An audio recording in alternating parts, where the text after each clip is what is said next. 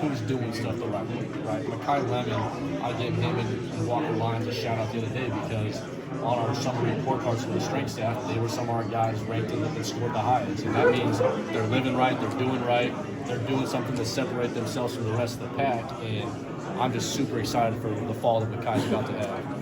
And I think we all are. But we don't want to look ahead of ourselves. He knows that tomorrow is the most important day. Today's the most important day, right? Just show up, be where your feet are, be consistent with your approach. And if we win the day, we'll be in a good spot. You hear the mentality behind it. What is it physically? Like, where does he sort of excel?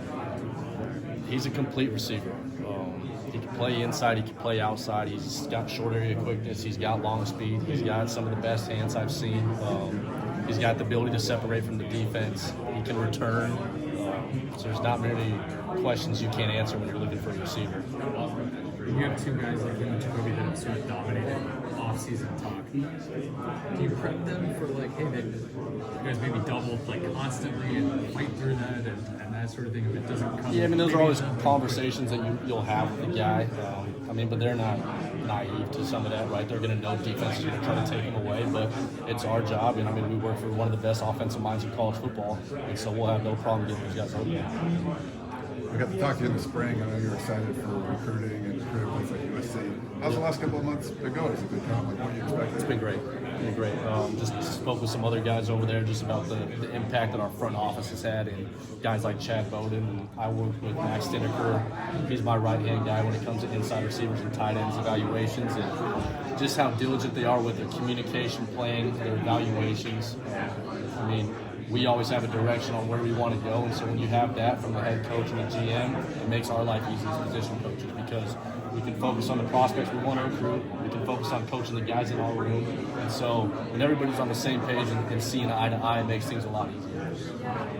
We're talking a little bit to Walker right now about the transition from Coach Hansen to you. Yep. And he said when he met you, like right away, he knew like it was going to be a good fit. What have you done to kind of instill in these guys like your philosophy and how you're really going to get them up to speed? But now it's been a whole spring. But yeah, for sure. I just you got to be yourself, right? Trust isn't built overnight, and I think trust is a two-way street. It's built through communication, demeanor, actions. How I communicate with them, how they communicate with me, how I act, how I coach them day in and day out, and then how are they performing every single day? How can I trust them? How can they trust me? But if you're yourself and the people can see who you are, I think they want to be around you, right? And I try to be myself every single day. I'm not going to be phony. I'm not going to put on a certain face when I'm coaching those guys. I'm going to be Chad Savage, and you got a lot of different personalities. You got a lot of different skill sets. You got receivers, you got tight ends. There's a variety of skill sets. I've been fortunate to coach both positions before, and so I think we have a very special group. We meet together. We'll do individual stuff together. Obviously, at times, the tight ends will do some separate stuff, but super excited to just get out there Wednesday and work with these guys to achieve the goals that we want to achieve as a team.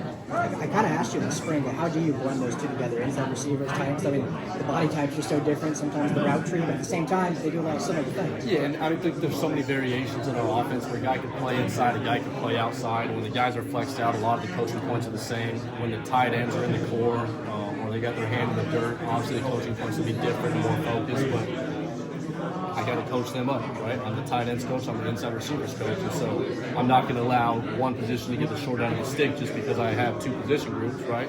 I got to make sure these guys are prepared just as much as these guys are prepared. Now you've been here all spring, summer. How's it lived up to expectations? Loving it. It's still you still got to kind of pinch yourself and like, okay, you're at USC. I was just talking to a coach who's a mentor of mine. He just said that first game when you're playing at the Coliseum, just take a second to look up, be thankful, but go win that game.